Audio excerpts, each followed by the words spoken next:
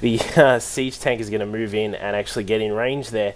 Now we've got the Vikings for spotting, the Banshee for spotting. Turret there actually takes a few hits out of the Banshee. Now, as we can see, we've got the two tanks here, and we have this sort of bioforce here. Now, obviously, with this patch, we're going to see a bit of a difference with how the bioforce actually attacks the tanks. You would think that, given the positioning, this is actually going to be really difficult for Saplingg to get out there and actually attack. But we'll see what happens in just a sec when he does so. Command Center taking a lot of hits here. Now, if you're in Sapling's position, you'd probably want to try and just go for the tanks and just go straight for the tanks and then just try and get them and then move out and make sure you're covered. Now, obviously, the advantage here is if he has researched it, which I don't believe he has, Cloak would really help here in terms of moving up there, taking as many shots on the tanks as you can, and then getting rid of them. But obviously, in this case, he doesn't have it just yet. So we're going to see Banshee moving in here, Cloak Banshee. This is really not a good idea if Saplingg actually pulls off the EMP. There it is. The EMP doesn't actually bring it out. I don't know if he missed or if he actually didn't get it down. But there we go. The Bioforce does go down. As we can see, the tanks still do a lot of damage. 35, sorry. 35, not 30.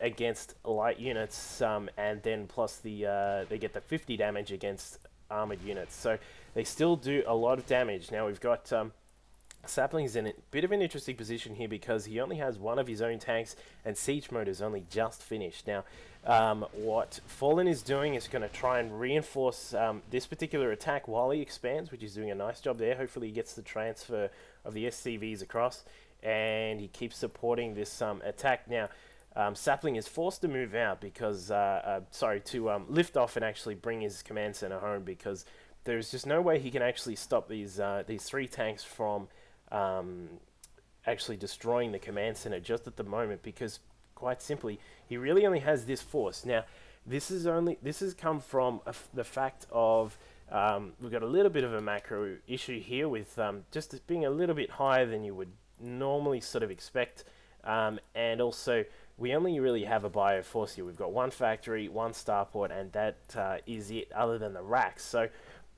he's going to need to actually either pull out a lot of marauders to run down there and take out the tanks, or he's going to need to pull out some other particular strategy. And as we can see here, this is another sort of facet of this build which does give it a lot of trouble, is if you go hard on that bioforce and you're doing a generic TvT where you've got siege tanks and Vikings.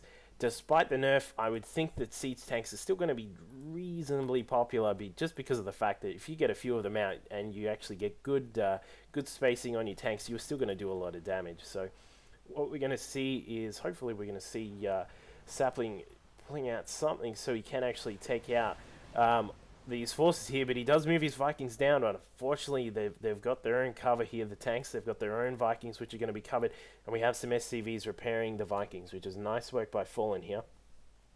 So he's also doing a nice job of scouting. He's keeping an eye on the expansions, making sure that Saplingg hasn't moved across to the other side.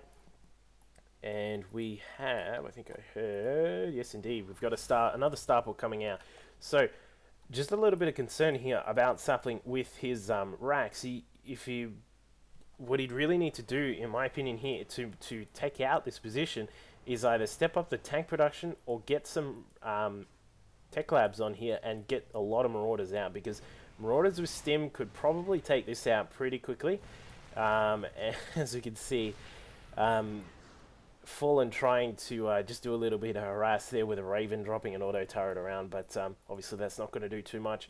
And as I said before, doing a nice job keeping an eye on expansions. He's even chucked a turret down here just to make sure that command centers don't float across and take out the base. Now, what is Saplingg going to do? It looks as if he's going to either attempt a drop, or is he? Yeah, he's going to try and take a drop. I'm not sure where this is going to go. Obviously, he could attack at Fallen's base, but there's really no easy position to take here. Now, the turret would have seen this medevac going through, so I would suspect he's going to try and actually just cover, just go down to Fallen's base and just try and attack it from the inside, given that he's presuming that there's not too much here. And obviously, as we can see, there is really very little here to defend the base, but there are some Vikings on the way which he might be able to get out to help. Another turret going down here for Fallen. He is doing a really good job keeping an eye on things. And as we can see, the Vikings coming over here to try and take out Fallen's Vikings. He does have an advantage here, although Fallen does have a couple of SCVs to repair. So if he can actually get in there and take out those Vikings, it could change the deal. Dropping off all of his forces here in the medevac here.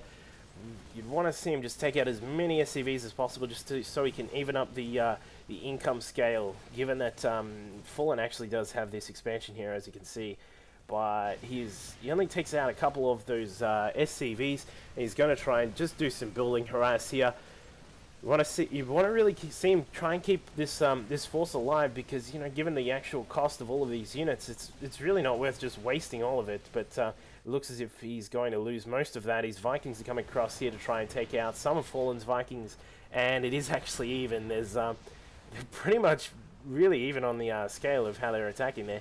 The Cloak Banshee here doing a lot of damage, taking out most of these ground forces. Pick them up, please, Saplingg. No, he's just going to leave it. That's all good. So now we have Saplingg in a really bad position, unfortunately. He's mined out in just a moment, as we'll see, and he really has no way right now to take out this this tank force that's down here. It looks as if he's gearing up to attack. He's probably going to have like a last stand to actually try and take out this ground force here. He's got his 6 tanks, and he does have a whole heap of Vikings here, which he's going to repair up.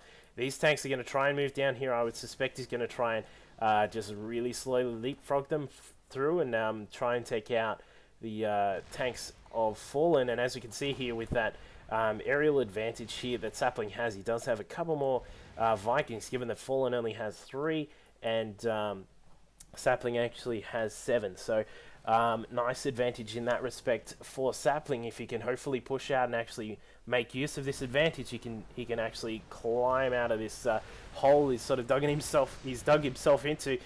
Tanks are moving out. They're taking a lot of the Marauders out. A lot of the Marauders die, and we do have these Vikings, which are going to probably control the air now, you would think, given that there is nothing else on the ground to actually protect the other air forces that can come through. So yeah, there we go. He's slowly leaping across with the air advantage he does have. He's going to keep spotting the tanks here from Fallen. Fallen's trying to save what he can by building some turrets. Fortunately, Saplingg just thinks it's a cool idea to actually drop his Vikings down on the tanks, but obviously we know that will not work. So we have pretty much mined out. He's got nothing left here. He has only 50 minerals, and he's going to try, I would suspect, to move his tanks out. I cannot see this ending nicely for Saplingg. He's in a really bad position, unfortunately.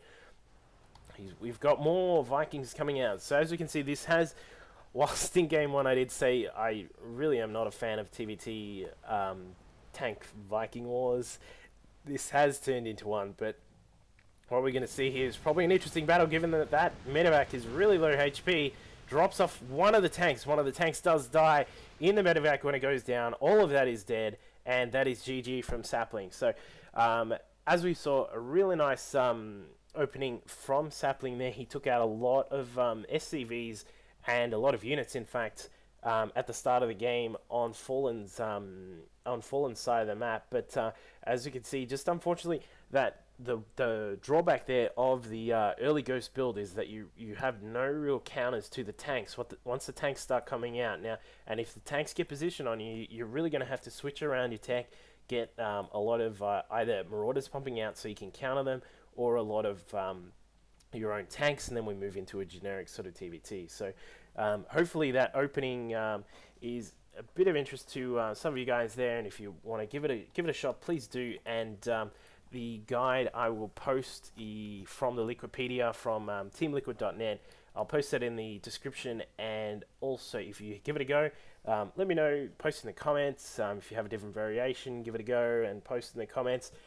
Make sure you subscribe, and send me any replays if you want, so I can give them a shot as well. So thanks very much for watching, guys. Cheers.